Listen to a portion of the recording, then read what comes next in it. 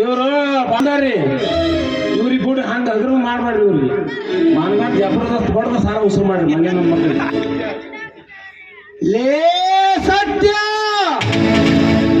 1,00,000 ಹಣ ಒಯ್ದು 5-6 ವರ್ಷ ಆದರೂ ಹಣ ಮರಳಿ ಬರಲಿಲ್ಲ.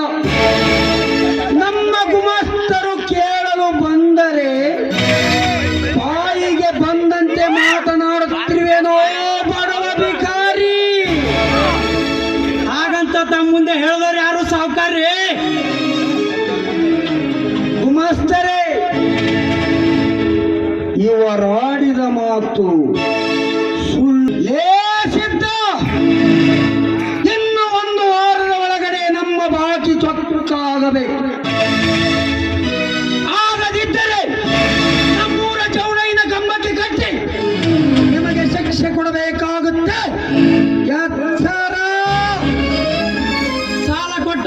ಸಾಲ ಕೊಟ್ಟ ಮಾತ್ರಕ್ಕೆ ಮನ ಬಂದಂತೆ ಮಾತಾಡಬೇಡ ವಾದಿರಾಜ್. ಸಾಲ ಕೊಟ್ಟ ಸಾಹುಕಾರ ಸಾಮೋಪಾಯದಿಂದ ಮಾತನಾಡಿದರೆ ಒಳ್ಳೆಯದು ಎಂಬುದು ನನ್ನ ಭಾವನೆ. ನಿನಗೆ ಕರುಣೆ ಮಮಕಾರ ಎಂಬ ಬುದ್ಧಿಯೇ ಇಲ್ಲವೇ?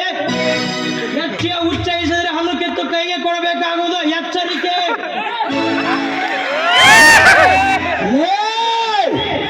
ಹತ್ತು ಹಾವಿನ ಹಲ್ಲು ಕಿತ್ತು ಹೋಗೋ.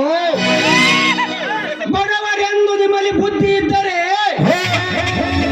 ಈ ಊರಲ್ಲಿ ಜಮೀನ್ದಾರ್ ಎಂದು ಕೈಮೀರಿ ಹಾಕ್ತಿರಲಿಲ್ಲ. ನಮ್ಮ ಎದರ ಜೊತೆ ನಿಂತು ಮಾತನಾಡಟ್ಟು ಸೊಕ್ಕಿನ ಮಗನೇ. ವಾದಿರಾಜ್, ಅನ್ನ ಕೊಡುವ ಈ ಭೂಮಿ ತಾನೇ ಎಷ್ಟು ಬೇಜಾರಾಗಿರುವಾಗ ನನಗೆ ಎಲ್ಲಿಂದ ಸಿಗಬೇಕು ಅನ್ನ? ಆ ತಾಯಿ ಕೊಟ್ಟರೆ ಸಿಗಬೇಕು ಒಟ್ಟಿಗೆ ಅನ್ನ. ಹಸಿದು ಹೊಟ್ಟೆಗೆ ಅನ್ನ ಸಿಗದಿರುವ ಈಗಿನ ಕಾಲದಲ್ಲಿ ಕಾಲಿಂದ ಚಿಮ್ಮಿ ಹಣ ಉಸಿರಿ ಮಾಡುವುದೇ, ಹುಟ್ಟಿ ಹೋಗುವುದೇ, ಸಾಲ ಕೊಟ್ಟ ಮಾತ್ರಕ್ಕೆ ವಿಳಂಬ